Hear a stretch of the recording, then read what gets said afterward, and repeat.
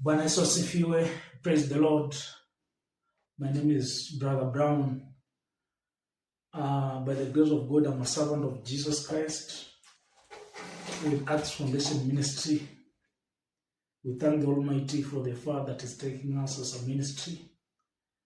Jesus Christ is the head of this ministry, and I invite you. I hope this video will bless you. Let's go into it. Water baptism. There have been a lot of discussions as far as Christianity is concerned on the topic of water baptism, and many people have different views. There are those who say water baptism is not necessary. Since Jesus came in, we are baptized by the Holy Spirit. But I want to tell you something, that water baptism is necessary and it has never been taken away based on the scripture. I hope you'll be patient to watch through this video, through this sermon, and may the Holy Ghost help you understand. Amen. Let's pray. Mighty Jesus, we thank you, we give you glory, we give you honor. Thank you, Lord, for this topic that we would like to discuss this moment on water baptism. Lord, may your word be the light of it and be the light to the path that, Lord, it will guide us through. May Holy Spirit lead us. Lord, I pray for that person listening, that Lord will be able to talk to him, to talk to her, convert her, to understand what the Spirit says. Lord, may open the ears, may open the eyes to see and to hear what the Spirit leads. I come against confusion. I come against the spirit of confusion. I come against disruptions. Anything that may take the word away, any plans of the enemy to uproot what we plan today, we cast it down in Jesus' mighty name. Thank you. In Jesus' name we pray. Amen. Let's dive into it. Baptizo. Baptism. We can define baptism as a ceremony that one enters in Christ's family. And we can confirm that from the scripture. That's 1 Corinthians 12. Open with me. 1 Corinthians 12:13. The Bible says, "For by one Spirit we were all baptized into one body, whether Jews or Greeks, whether slaves or free, and we have been all made to drink into one Spirit." So baptism, it brings us into the family of Christ because we have one God and we have one true Jesus, the Son of God. So through baptism, we are all united into the body of Christ. We are all united in one family of Christ. So it's a way of showing the world that you've been sold to Christ, shows that you've been washed free from sin by death and rising from dead with Jesus Christ. Hallelujah. Baptism comes from the Hebrew word baptizo, which means to immerse, to submerge, to make wellly or fully wet.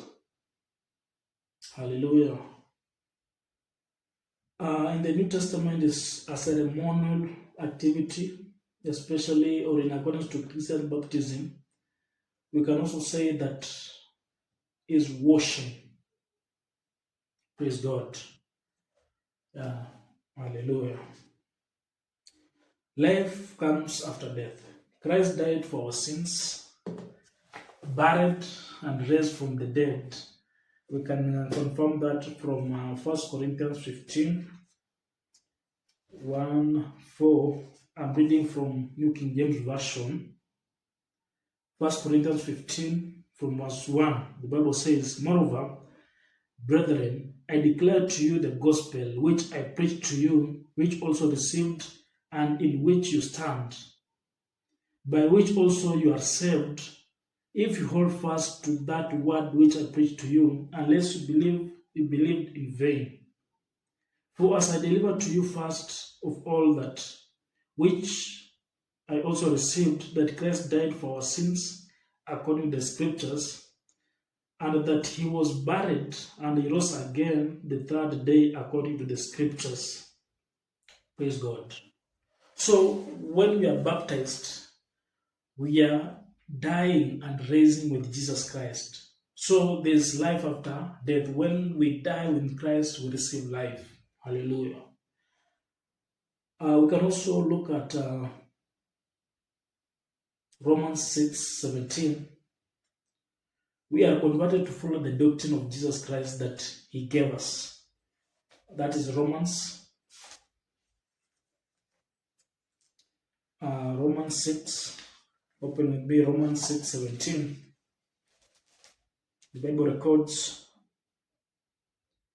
but God thanked that though you were slaves of sin, yet you obeyed from the heart that form of doctrine which you were delivered.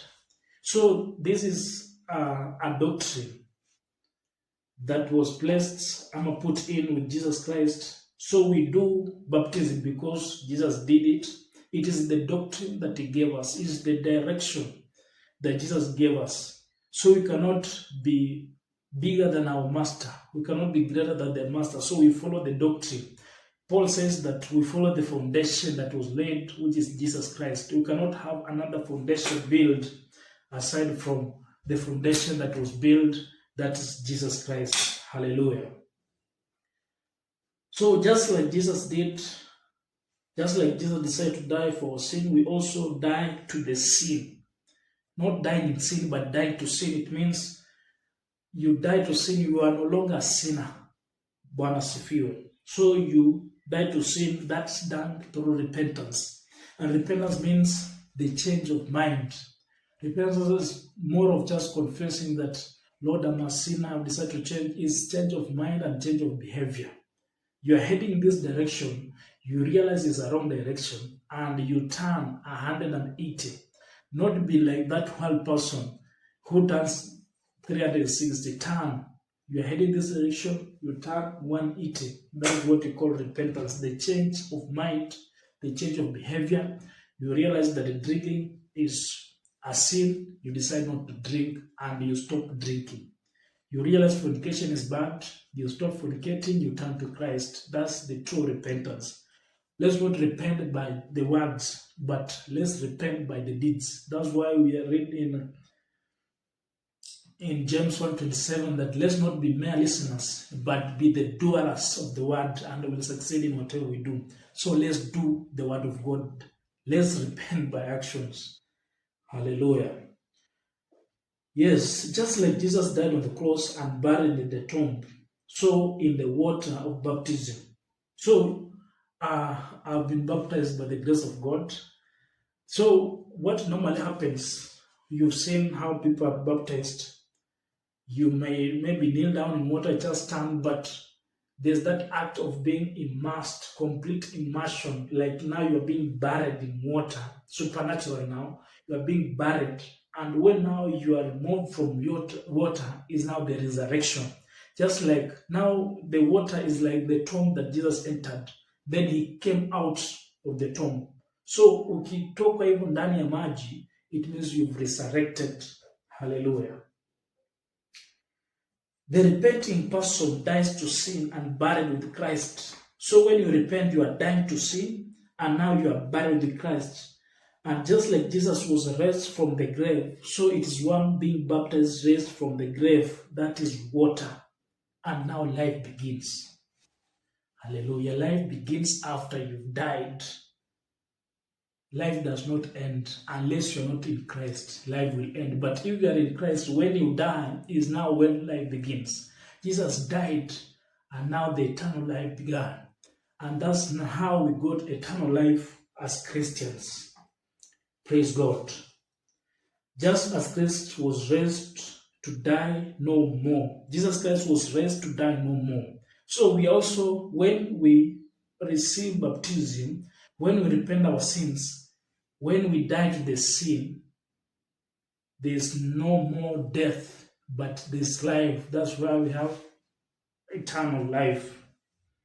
So just as Christ was raised to die no more, so it is the one being baptized rises to walk in the new life. That's why Jesus calls it as born again.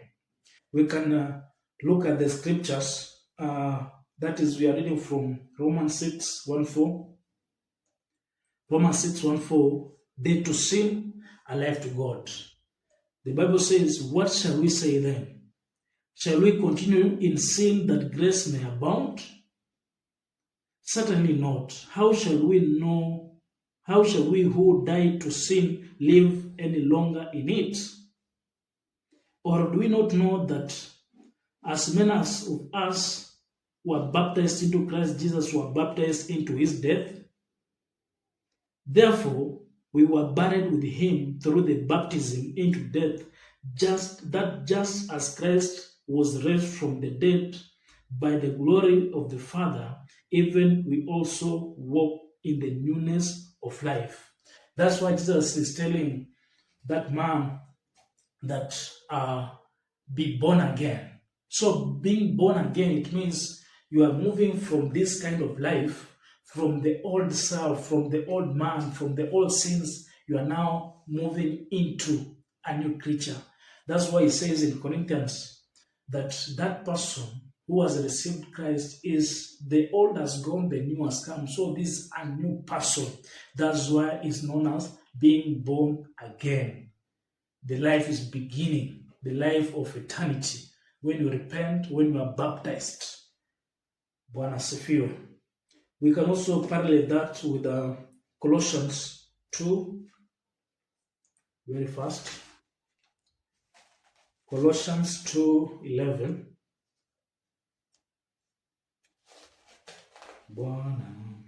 Colossians 2:11 says, in him you are also circumcised with the circumcision made without hands, but putting off the body of the sins of the flesh by the circumcision of Christ, buried with him in baptism, which you also were raised with him through the faith in the working of God who raised him from the dead. So, when you are entering into baptism, you've decided that I'm no longer going to live this life. I want to live a changed life.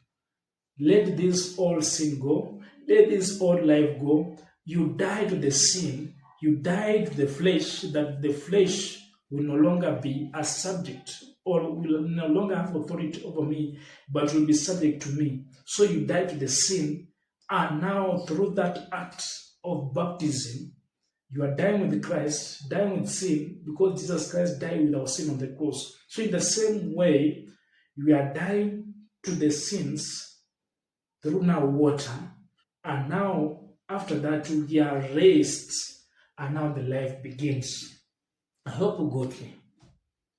So you can say that new life is equals to birth. That's why when a child is born, the life has begun on the earth. So when you are born in Christ, when after undergoing water baptism, after baptism, the life now beginning, you are made new. That's why when you're baptized, it's like now the child now has started a new life. You are no longer old, but now a child in Christ. So you start growing. You start having milk, the spiritual milk that Paul talk about. You start having milk with the time, you grow, then you start having meat. Hallelujah. This is interesting. Now, there are different types of, the first baptism is Moses' baptism. We can look at 1 Corinthians 10:12. There are three. The first one is Moses' baptism, or we can say Mosaic baptism. 1 Corinthians 10. Walk with me. 1 Corinthians 10. 1 says, moreover, brethren, I do not want you to be unaware that all our fathers were under the cloud and passed through the sea. All were baptized into Moses in the cloud and in the sea. Yes, Moses' baptism. These people, they've been covered because we've said baptism is complete immersion. There was a cloud upon them. During the day, there was a cloud upon them. They are walking, the cloud is covering them. When they went through the river, when they crossed the Red Sea, not the river, the Red Sea, that was a form of baptism. Praise God. And also, maybe I'm jumping too fast, but there was also fire during the night. Hallelujah. We'll come to that.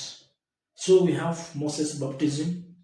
Then we have John's baptism that was unto repentance. Let's go to Matthew 3. John the Baptist baptism, or we can say John's baptism. We can find that in Matthew 3:11. Matthew 3:11. Indeed, I baptize you with water unto repentance, but who is coming after me is mightier than I, whose sandals I'm not worth to carry. He will baptize you with the Holy Spirit and fire. His winnowing fan is in his hand, and he will thoroughly clean out the threshing floor and gather his wheat into the barn, but he will burn up the chaff with unquenchable fire. So there are two kinds of baptism in this context. One, there is baptism of John the Baptist that is unto repentance. He's preparing the way for the coming of the Messiah. That's why Jesus will come into your heart when you've accepted him, when you've prepared the way. So the work of the John the Baptist was to call people unto repentance so that he can prepare the way for the coming of the Messiah. And now he's saying the one who is coming, he will not be baptizing you unto repentance, but he will baptize you with Holy Ghost or the Holy Spirit and fire. This fire here, I not want to jump into right now, but we'll cover it in Acts. That when these men were praying, the Holy Spirit ascended in form of fire upon them. But now you see, there's another parallel, there's another way that John is saying that when now the Messiah come, he will separate. On the winnowing, he will separate the wheat, and the chaff will separate them. Then after that, he will burn the chaff. These are the people who have refused to live a righteous life, who have refused to believe in Jesus, who have refused to live according to the lives of Jesus Christ. So they will be baptized in the fire. They will be immersed and be burned in the unquenchable fire. So it's actually going to make a choice whether to be baptized right now with the Holy Spirit, with the fire of the Holy Spirit, or refuse to be baptized right now and be baptized in the hellfire. Make a choice. So we have three. We have said Moses' baptism, John's baptism, unto repentance. Then we have the baptism of the Holy Spirit and fire. We can Holy Spirit and fire baptism. We can look at the baptism of John the baptism. The baptism of John was before believing in Jesus Christ. So there was no Holy Spirit. Until when Jesus came is when the revelation of the Holy Spirit came in.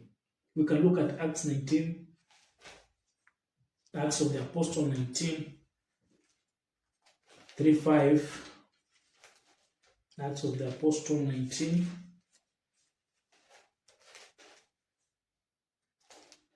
Verse 5.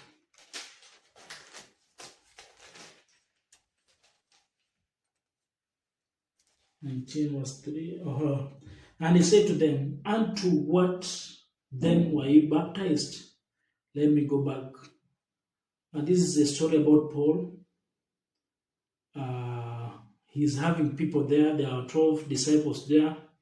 Then Paul is asking them, when you were baptized, did you receive? Let me read from verse 1. Paul is at Ephesus, he's saying, and it happened while Apollos was at Corinth, that Peter, having passed through the upper regions, came to Ephesus, and finding some disciples, he said to them, did you receive the Holy Spirit when you believed? They said to him, we have not so much heard whether there is a Holy Spirit. You see? Then he said to them, into what then were you baptized? They said, into John's baptism. Are you catching? Then Paul said, John indeed baptized you the baptism of repentance, saying to the people that they should believe on him who will come after him, that is, on Jesus Christ. So the baptism of John the Baptist was before the revelation of the Holy Spirit. You'll be just baptized, but unto repentance. You will not receive the Holy Spirit until when the Son of God, Jesus Christ, came in, is when also the revelation was brought in through the dove descending on his shoulder. That's how the revelation of the Holy Spirit. But before, we never had the Holy Spirit. The Spirit was there, but now the revelation, that's what these people, they don't understand anything on the Holy Spirit. We'll come to that later. Then there's that Holy Spirit, the baptism of Holy Spirit and fire, that now Jesus' baptism. So we have Moses' baptism, John's baptism, and Jesus' baptism. That's through the Holy Spirit and fire. We can look at Acts 5:19-5, which says, when they had this, they were baptized in the name of Lord Jesus. So before, during the John's baptism, he was not baptizing in the name of Jesus because Jesus has not been revealed. Now, after Jesus has come in, the baptism is of Jesus Christ. Now we are baptized in the name of Jesus. Hallelujah. So it says, when they had this, they were baptized in the name of the Lord Jesus. And when Paul had laid hands on them, the Holy Spirit came upon them, and they spoke into tongues and prophesied. And there were 12 men. So after the baptism in the name of Jesus Christ, Paul lays the hands on them, they received the Holy Spirit. But before, yes, they were baptized already through the baptism of John the Baptist, but they not received the Holy Spirit. So the John's baptism did not have the Holy Spirit. That's why he's saying the one who is coming now, he baptizes you the Holy Spirit. So the baptism of the Holy Spirit is being filled, completely filled with the Holy Spirit. And in Acts you see it is in form of flames of fire upon the heads of Peter and the other apostles. Yeah, just something to think about. Just an angle, you can say, during the times of Noah, and it's real. We'll come to it later. Hallelujah. Jesus Christ died for our sins. Okay. Yeah, no servant is greater than his master. So whatever we do after what our master did, our master, Jesus Christ. Let me just make a disclaimer. I'm not against any baptismals, but I'm here to teach and to show you the correct form of baptism and to leave with you a choice to make. Remember, a choice is yours. Mine is to lead you according to the scripture, and you make a choice. So water baptism is the correct baptism before the Holy Spirit and fire, mentioned by the greatest prophet, John the Baptist. But we can also receive the Holy Spirit prior, or we can receive the Holy Spirit before going into water baptism. It is either way. You can receive the Holy Spirit after water baptism, or you can receive the Holy Spirit before water baptism, as we look in the scripture as we proceed. Now, let's get back to Matthew 3:11. Matthew 3:11.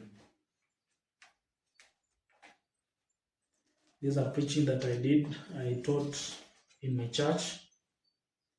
Matthew 3:11. Indeed, I baptize you with water unto repentance. This is the John the Baptist telling the Gogans, those people who had come in. Remember, there were a lot of people who had come in to receive baptism unto repentance to prepare the way. So indeed, I baptize you with water unto repentance. But who is coming after me is mightier than I, whose sandals I'm not worth to carry. So in reference to Acts 11:16, will you go with me? Acts 11:16. Then I remember the words of the Lord, how he said, this is Peter, John indeed baptizes with water, but I shall baptize with the Holy Spirit. Therefore, John's baptism was a public expression of repentance, but the baptism could not change one's heart. The baptism of John was unto repentance, but it could not change the heart of a person. Baptism, it is more of a heart. It is an internal. It is more internal. You can just go into water, they baptize you, but unless you've changed the heart, it is nothing. We can parallel that or in relation to 1 Peter 3:21. The Bible says, there is also an antitype which saves us. There is also an antitype which now saves us, baptism. Therefore, baptism is an antitype which saves us. And it says, not the removal of the filth of flesh, but the answer of a good conscience toward God. So it is more of a conscience thing towards God. It's not to wash. It's not that now you are going to baptize, that washing your filth, your dirt of the flesh. But it's the conscience in your mind. You are now thinking that I'm changing my mind to focus on Christ. I'm changing my mind from the flesh, from the world, from the physical now. Supernaturally, I'm transferring my mind to Christ. So it's a conscious thing, because unless you've changed your mind, you'll remain in sin. So you change your mind. Praise God. It continues through the resurrection of Jesus Christ. It is talking about Noah. This verse, when you read, let me just a minute, let's go there with you. 1 Peter 3:21. Remember, I told you we'll come to it. 1 Peter 3:21.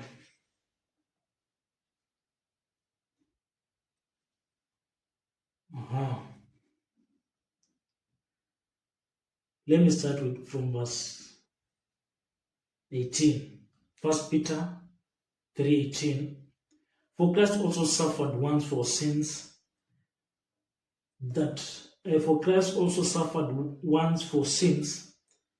the just for the unjust, that he might bring us to God, being put to death in the flesh, but made alive in the spirit, by whom also he went and preached to the spirits in prison, those who had died, who formerly were disobedient, when once in the divine long suffering waited in the days of Noah, while the ark was being prepared, in which few, that is 8 souls, were saved through water. There is also an antitype which now saves us, that's baptism.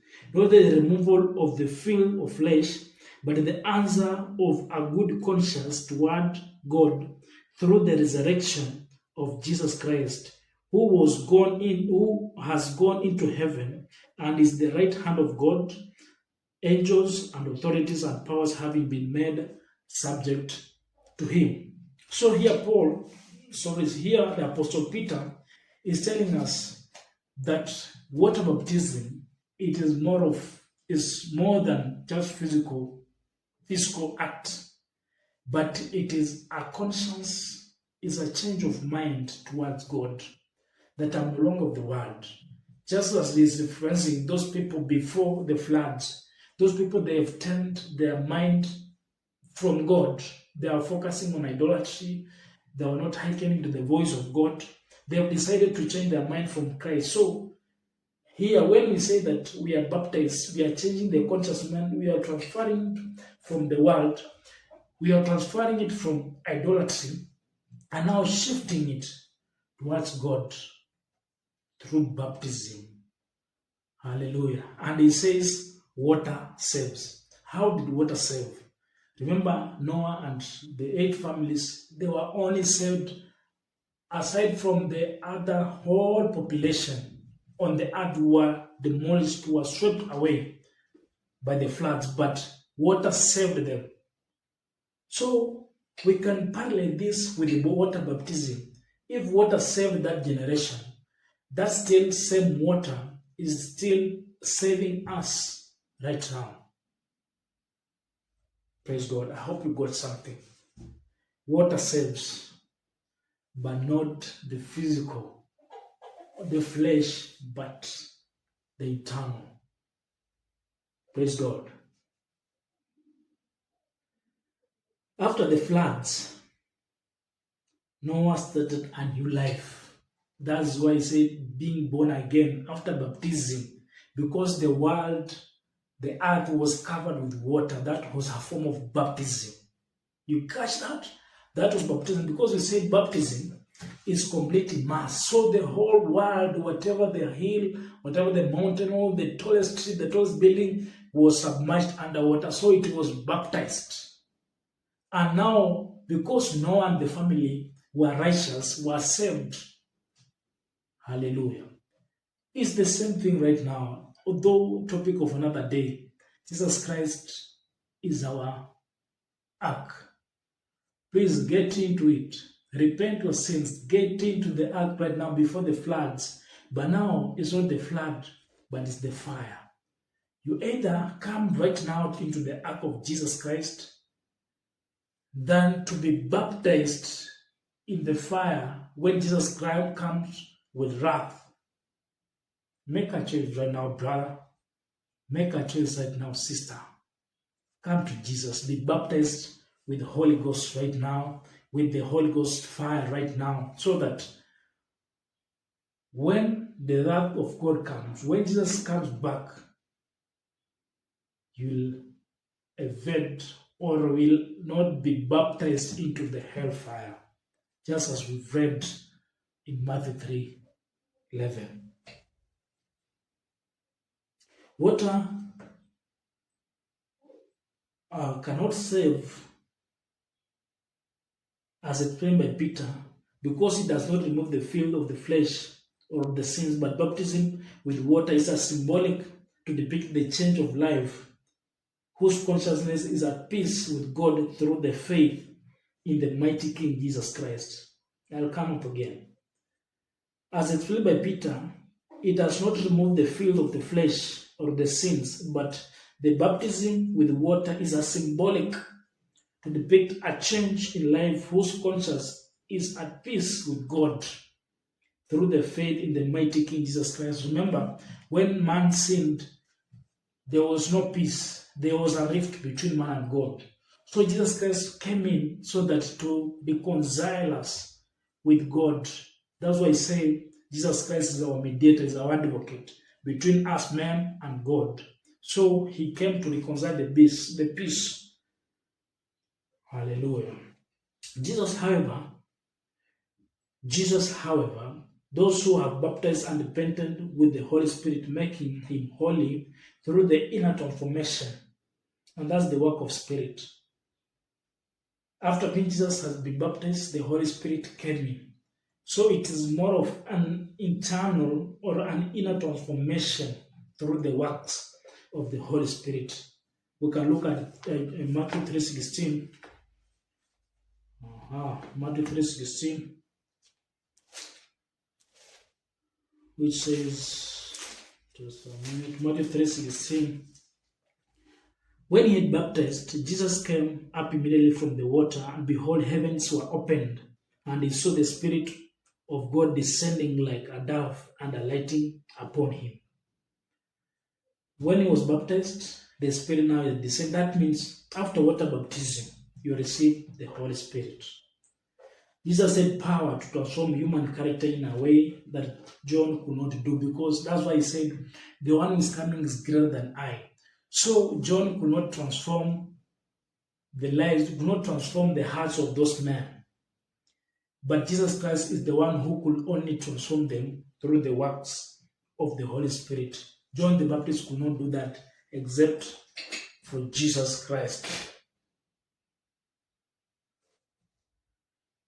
That means if we don't accept Jesus, if we don't walk according to his teachings, if we don't live a life of repentance and come back to Jesus, he will baptize people also in the divine judgment against the unrepentant sinners through the hellfire. In the times of Noah, the whole world was baptized with water because of the filth, that is because of the sins. And now Jesus' time, the whole world must be baptized in water as the way of washing away sin spiritually, not that of the flesh, or it will be baptized if it does not repent. Did you catch that? Let me come again. During the times of Noah, those people who had refused to believe in God, to walk in the teachings or in the law of God, those people, they were swept with water. And the whole world was destroyed with water. So right now is a call of people to be baptized with water right now, because he said he will not again destroy the generation or destroy the population with water. So if he cannot destroy us with the water, let's be saved through that water by receiving water baptism right now, or else when he comes, because we have refused to go through water baptism, we will go through fire baptism. But now is a fire of destruction. So let the water save us right now before the fire destroys us later. Hallelujah. The new birth. John 3:3. John 3:3. The new birth. I'll read to verse 5. John 3 from verse 5. John 3 to 5. I'll start with verse 1. The new birth. There was a man of the Pharisees named Nicodemus, a ruler of the Jews. This man came to Jesus by night and said to him, Rabbi, we know that you are a teacher come from God. No one can do these signs that you do unless God is with him. Jesus answered, Most assuredly, I say to you, unless one is born again, he cannot see the kingdom of God. But this man asked Jesus, How can a man be born again when he's old? Can he enter a second time into the mother's womb and be born? This man is thinking physically. That's why water baptism is more of an inner thing, okay? But now he's saying that, Jesus verse 5, Most assuredly I say to you, unless one is born of water, one is born of water and the Spirit, he cannot enter the kingdom of God. And he continues, verse 6 says, That which is born of flesh is flesh, and that which is born of spirit is spirit. So he's saying that unless one is born of water, and how are you born of water? You are born of water through water baptism. After that, being born of water, you are now born of the Spirit. You are made a child of God supernaturally or spiritually, and that way now you become an inheritor of the kingdom of God. And now water baptism, it is the aspect of accepting that you are a sinner and deciding now to live that sinful life. Through water baptism, you are dying to that sin and being resurrected through a new birth, water baptism. Then now the life begins. And that is when we will receive the kingdom of God. Let's look at Acts. Acts 2:38.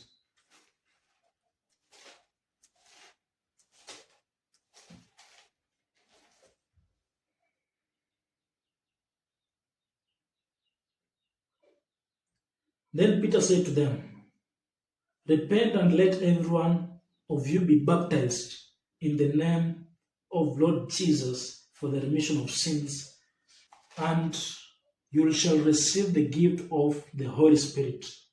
For the promise is to you and to your children, and by all who are afar off, as many as the Lord God will call. So he's saying that let every one of you be baptized. Those people who have received Jesus Christ, Peter is saying to them, repent. So water baptism comes after repenting. You say that, oh, Jesus, I've wronged you. I don't want to live this life. You change the way of your life. You change the way of you do things to please God. After now the repenting, you are baptized in the name of Jesus Christ for now the remission of sins, and you shall receive the gift of the Holy Spirit. So it is a procedure that a follower of Christ, a Christian, should do. First of all, repent your sins.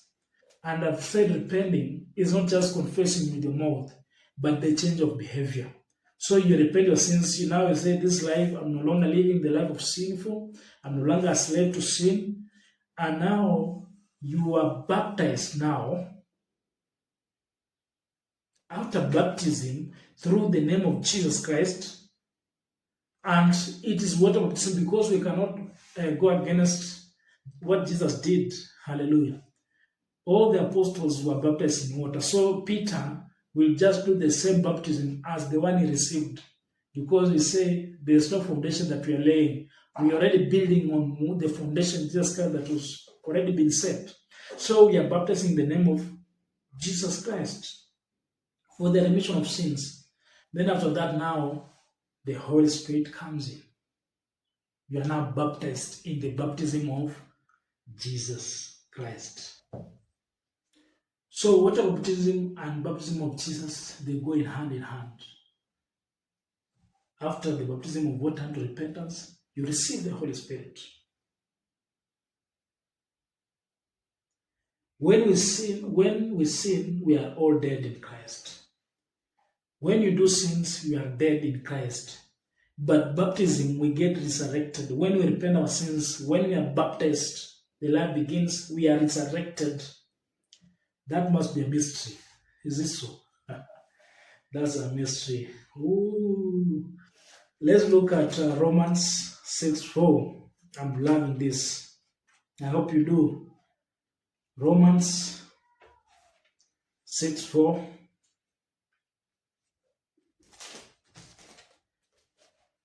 Romans 6:4.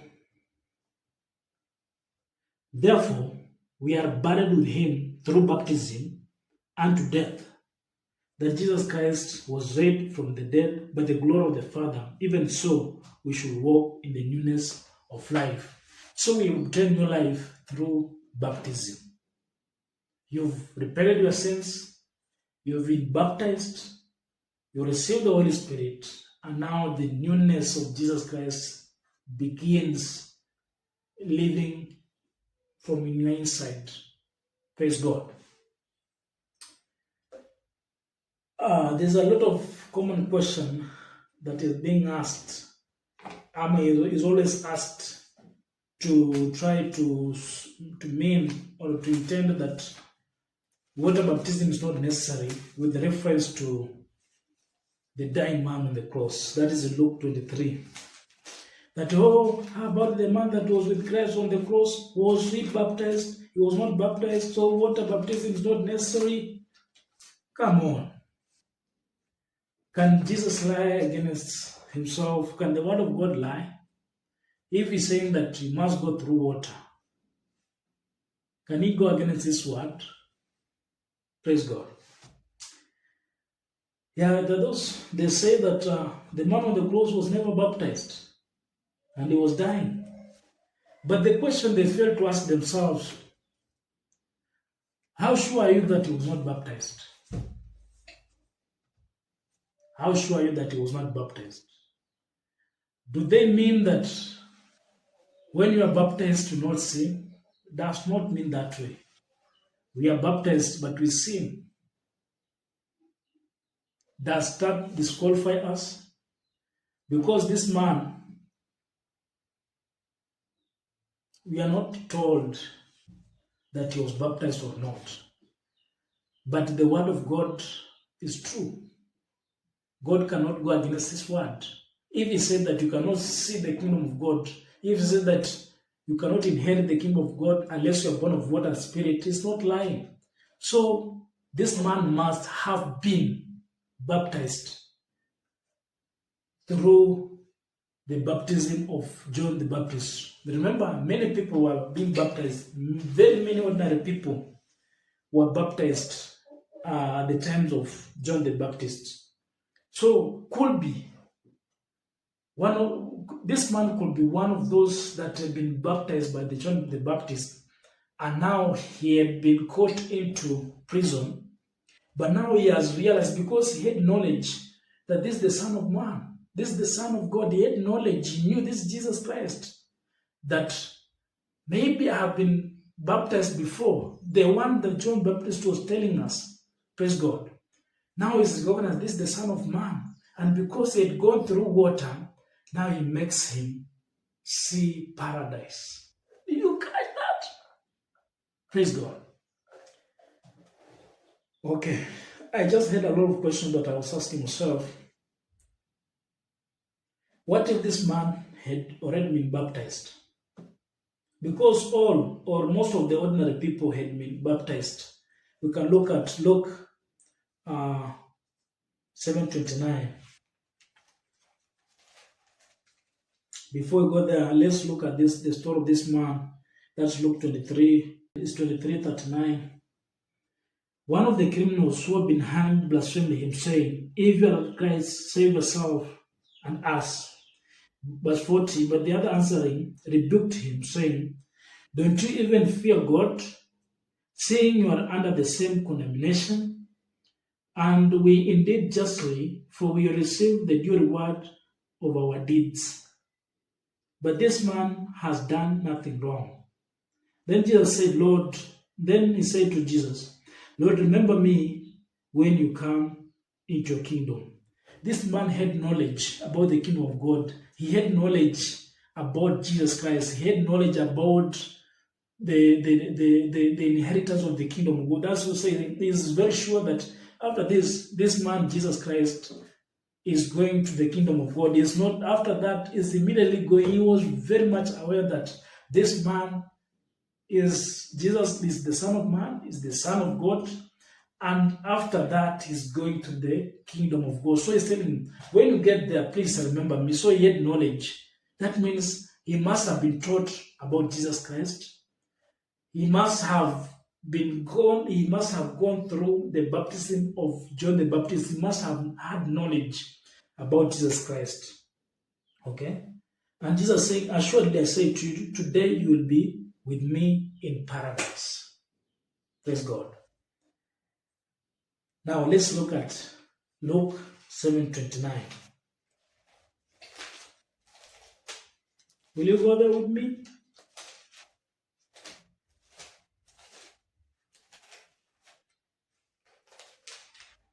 Yeah, you 7:29.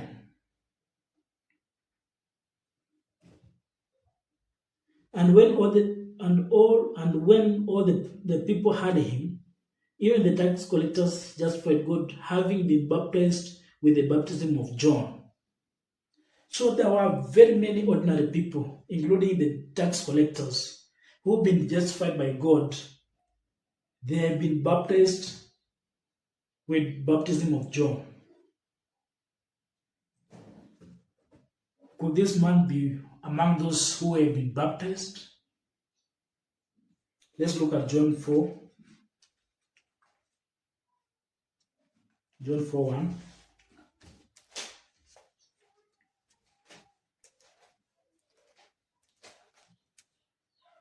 John 4:1 says, therefore, when the Lord knew that the Pharisees had heard that Jesus made and baptized more disciples than John, though Jesus himself did not baptize, but the disciples did.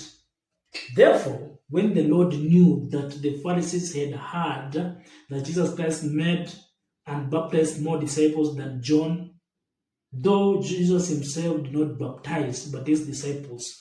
So you see, there were more baptism through John the Baptist.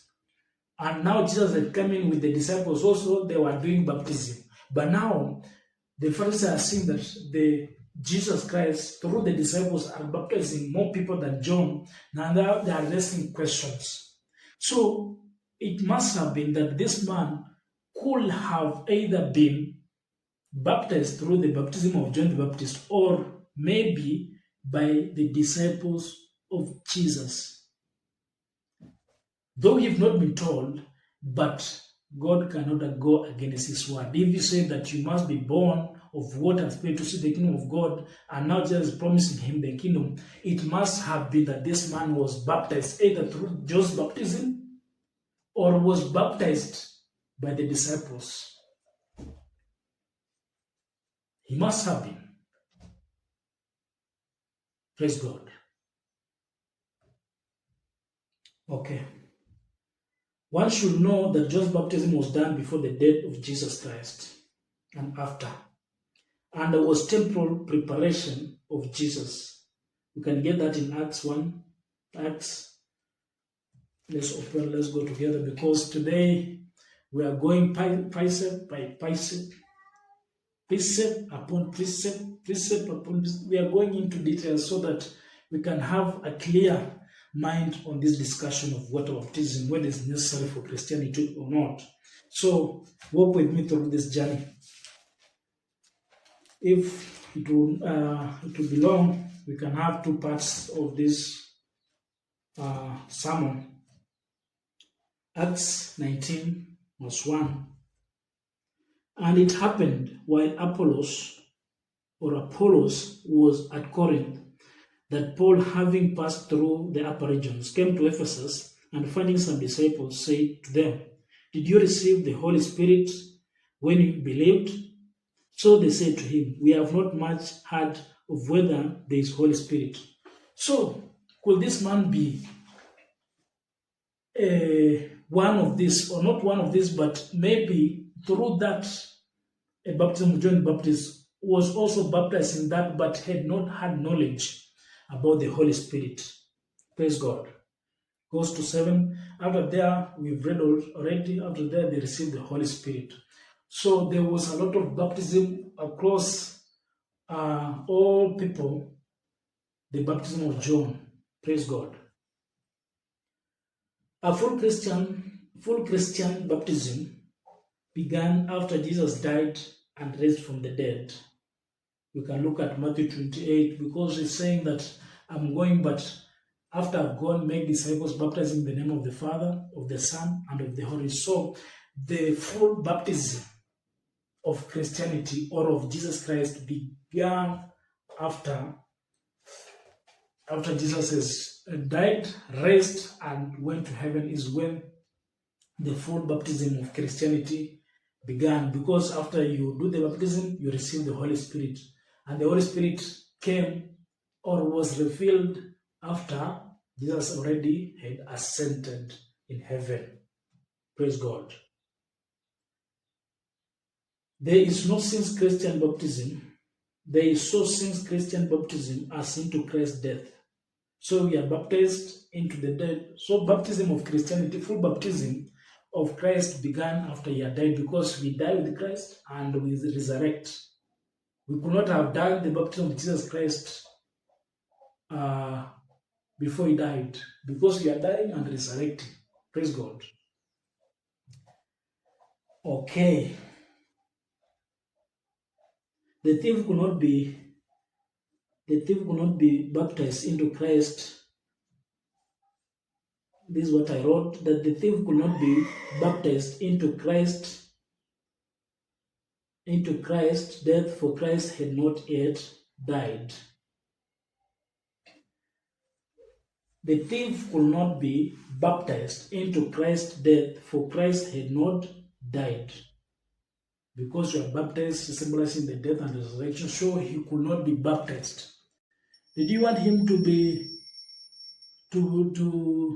because he was dying? Like I see some people, when person is dying, is about to die, they rush, they call a father, they come and sprinkle water on that person before he dies. Do you want that, or do you want that to have been done on that man to believe that it's real water baptism is necessary? That could be stupidity. He was dying after all.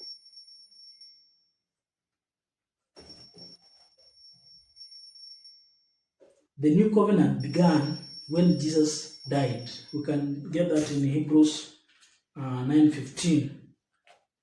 You can read that. The thief was before Christ's death. The thief was before Christ's death. Therefore, he was before Christ's covenant, and the Christian baptism had come into effect. It could not apply to the thief, but applies to us who have come after Christ's death. John 3:16 says, we have been saved through faith. That means faith is proper response to repentance. Baptism and confessing in faith in Jesus Christ. If that faith is unwilling to respond to God's directs, then it's not true faith. You can read that in Matthew. I'll go again. That John 3:16 says that we've been saved through faith. That means faith is proper response to repentance. Baptism and confessing faith in Christ Jesus. If that faith is unwilling, you are believing but you are unwilling to respond to God directs, then as God directs, then it's not a true saving faith. You can read that in Matthew 21:23 and also John 12:42 and James 2:26. But again, no servant is greater than the master. If our master was baptized, every believer must be baptized. And the door opens up when we get baptized through water. That's in relation to Matthew 3:16. When you are baptized does not mean you not be perfect, but you dare not to commit sin. When you're baptized does not mean you'll be perfect, because you dare not to commit sin. Just like a child, when a child is born, because when you are baptized, we are just like a child. You'll have to crawl. Mama should be there, Baba should be there to direct you. Not what to touch. But when it happens, you accidentally touch, that's not supposed to be touched. He will tell you, my daughter, my son, this is not necessary. Don't do this. This will harm you. Please do this. He will direct you through the path. So when you are baptized, does not mean that you'll be perfect, but you're saying, I've known what is sinful. I will try by the help of the Holy Spirit not again to sin. But in the event it happens, you run to Jesus, but not sinning willfully. Praise God. So we should not be afraid of being baptized, but be baptized when you've realized the way of life and the way of life, the way of death and the life, the way that pleases God. Now you decide. But when it happens, it does not mean that when you be baptized a saint that doesn't sin. Praise God. But when it happens, you sin willingly, you sin unwillingly, you run to Jesus. Say, Jesus, I'm sorry, please forgive me. Because of the child of God, He will lead you. You will sin and then you start growing. you grow into a well-matured Christian. Praise God. You grow into a well-matured spirit Christian. As you grow, the spirit is growing, the muscles of the spirit is growing. You are now growing in faith. You're growing because you are a child in the journey. Praise God.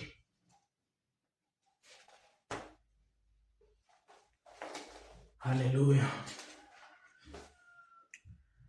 Dying to the world and the flesh.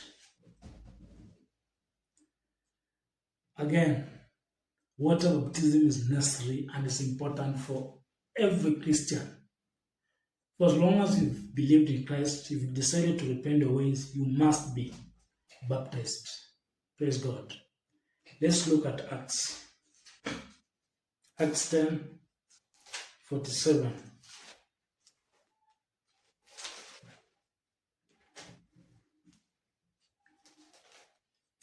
Acts 10:47.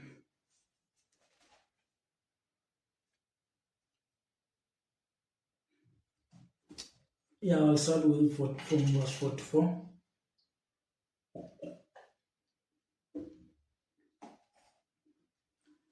When Peter was still speaking these words, the Holy Spirit fell upon all those who heard the word. And those of the circumcision who believed were astonished, as many as came with Peter, because the gift of the Holy Spirit had been poured out on the Gentiles also. For they heard them speak with the tongues and magnify God. Remember, Peter was preaching to these people, to the Gentiles. Through that, these people were astonished. They found that these people are also speaking tongues. The Holy Spirit has fallen on them. They are astonished. Praise God. Then Peter said, "Can anyone forbid water, that these should not be baptized who have received the Holy Spirit just as we have?" Remember, these people, they had not received salvation, neither had received the Holy Spirit, but after Peter preaching to them, the Holy Spirit fell upon them. Praise God. But now Peter is asking, can anyone forbid water? Is there anyone who can say that these men cannot be baptized because they are not Gentiles, but they have received the Holy Spirit? But now he's saying, he commanded them, verse 48, and he commanded them to be baptized in the name of the Lord, and the name of the Lord. These people had not received the Holy Spirit. After being preached to, they received the Holy Spirit. But Peter is telling them, you must go through water, you must be baptized. Praise God. Now this answers that question, that for as long as you've received Jesus Christ in your heart, you don't need to go to water. Why was it necessary that Peter told them to be baptized in the name of Jesus? Why could he not say, oh, you've already received the Spirit of God, so you don't need to go to water? But now he's telling them, what can forbid this man to be baptized just as we've been baptized? Praise God. So they received the Holy Spirit prior or before water baptism. But now he's telling them, you have received the Holy Spirit, but you cannot evade water, my friend. You must go through water, my friend. Praise God. The saints, we cannot forbid water baptism. You are there, we are speaking tongues. Oh, I have received the Holy Spirit. Oh, rikashapatakashaka. But you must go through water, because a servant cannot be greater than the master. If Peter told them to go through water, why forbid him? Praise God.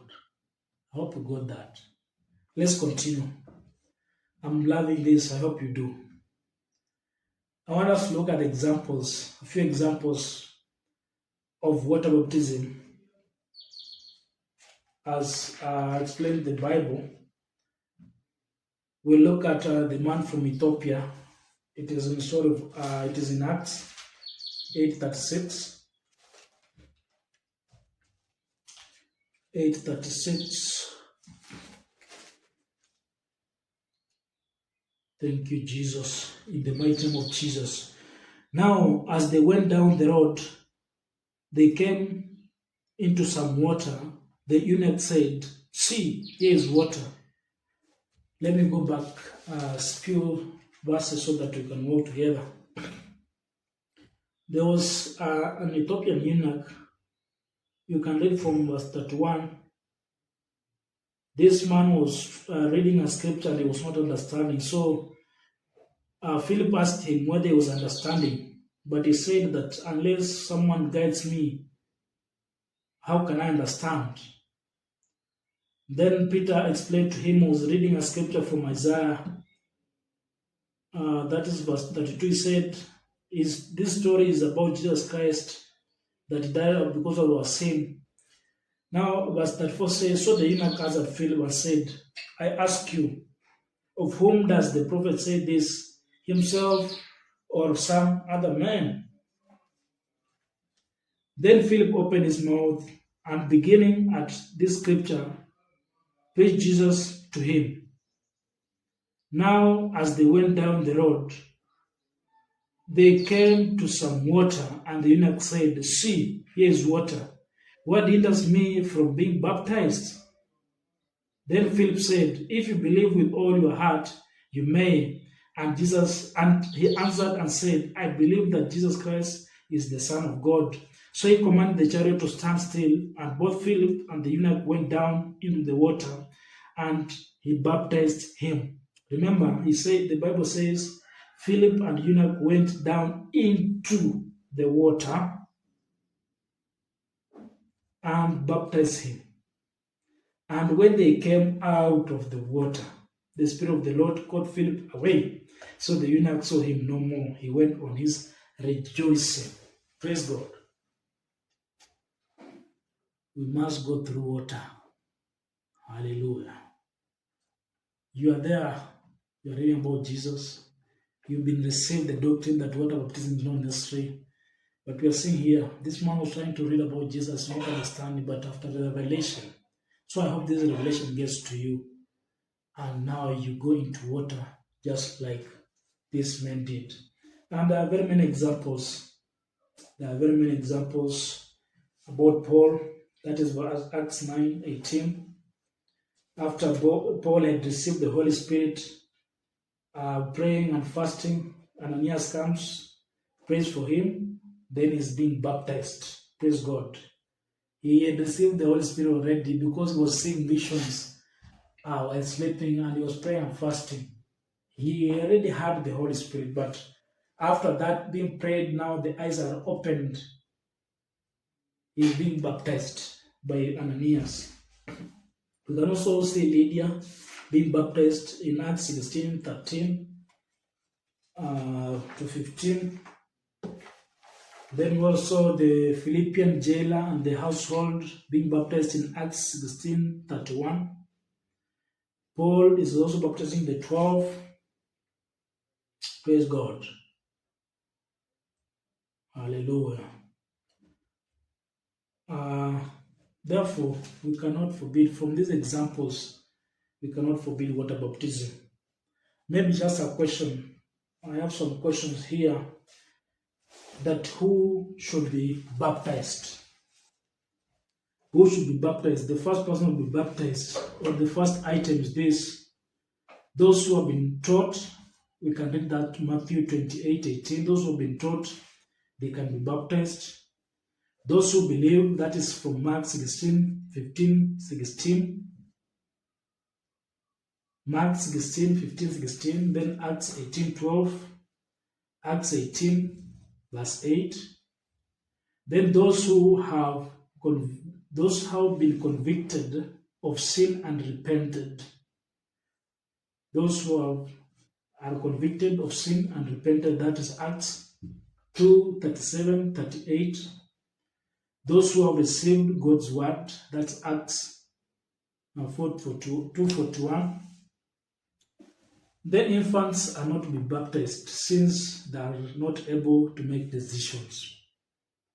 Infants should not be baptized since they are not able to make decisions. Remember, we said it's a conscious change of mind. Only people that are able to make faith choices need to be baptized. And we can also read this in Deuteronomy 139, where God spared the children when he destroyed those the Israelites who were coming from Egypt. He spared the children. So children, they are not be spared. They are not to be baptized because they are not able to make faith decisions. Another question is, why must one be baptized? We've looked at the example. We must be baptized because, one, we are following the example of Jesus Christ. He commanded us to be baptized. He commanded the disciples to baptize people, to baptize those who have been born again in the name of the Father, the Son, and the Holy Spirit. So we are being baptized to fulfill the command. But this is what I wrote, that to be saved, that's Mark 16:16. And also 1 Peter 3:21. Then to put one into Christ and his death. When you are baptized, you are being put to death of Christ and also the resurrection. We can get that in Romans 6:1-4 and Colossians 2:22. Then for forgiveness and washing away of sins, we are baptized, or one is baptized for forgiveness and washing away of sins. We can get that in Acts 2:38, Acts 22:16. And also another item is to walk in the new life. Then to be born again, that is John 3:3-5. To enter the kingdom of God, John 3:5. Then to have the washing and regeneration of the renewing of the Holy Spirit, Titus 3:5. Then to come to Christ, that's Romans 6:4 and Galatians 3:27. Then to put on Christ as a new garment. Praise God. We are baptized to put on Christ as a new garment. That is Galatians 3:27. Then obedience to God's command. That is Matthew 28:19 and Acts 10:48. Everyone who become a Christian was to undergo water baptism and is to undergo water baptism. And there are very many verses that we've looked unto it. Praise God. In conclusion, water baptism, that's complete immerse. Don't be sprinkled on water. Don't jump over water or whatever. It's a complete immersion, because we said baptism is complete immersion. So water baptism, complete immersion, is a must for remission of sins to every follower of Jesus Christ, the Son of God. Any other form of baptism, there's that of flag, jumping over fire, sprinkling of water, is non-biblical, and one won't be saved according to the scriptures. That's Mark 16:16. Praise God. You must go through water baptism. Wow.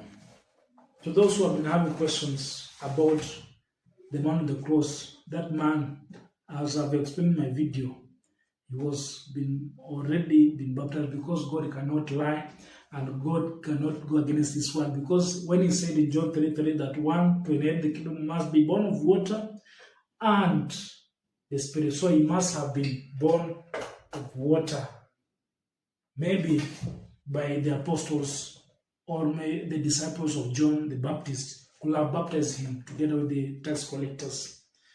So, in conclusion, you must be. If you have refused to be baptized, or you see water baptism as something of the past, is nothing but just rebellion. You are just a rebellious person. And if you rebel against the command of God, you will be baptized in the hellfire. I love you so much. Share your views about the same so that we can build each other. I love you so much. May the Almighty King be with you. May this word grow inside you. May you teach others. Share this video to others that you love. Share this video to others who are being confused about the same matter so that they get line. And may the Spirit lead you in Jesus' mighty name. I love you so much.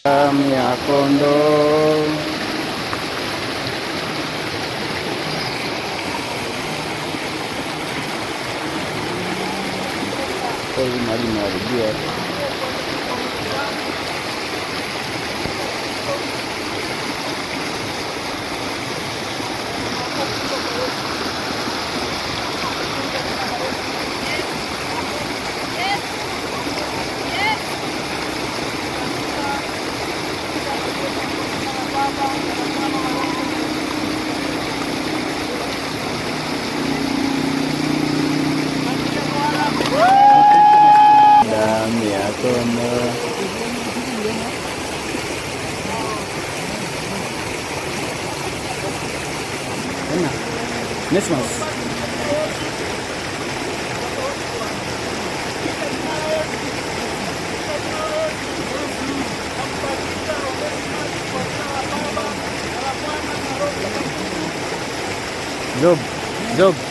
Job.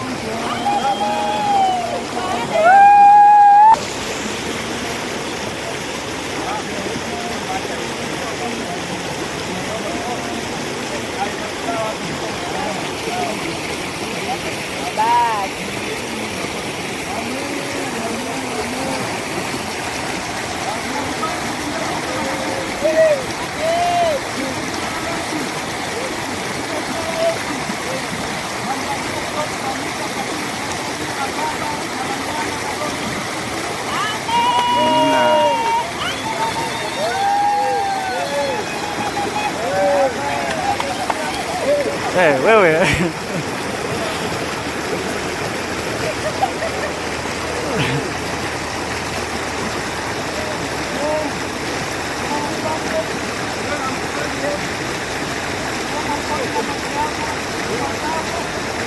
Waislamu.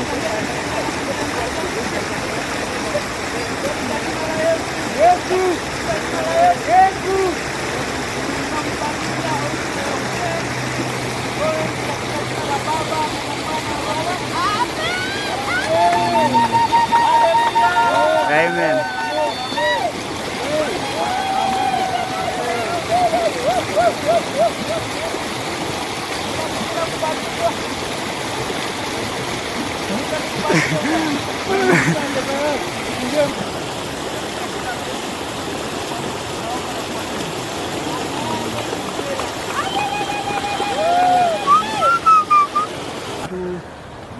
Ametuwezesha, tumekamilisha vizuri.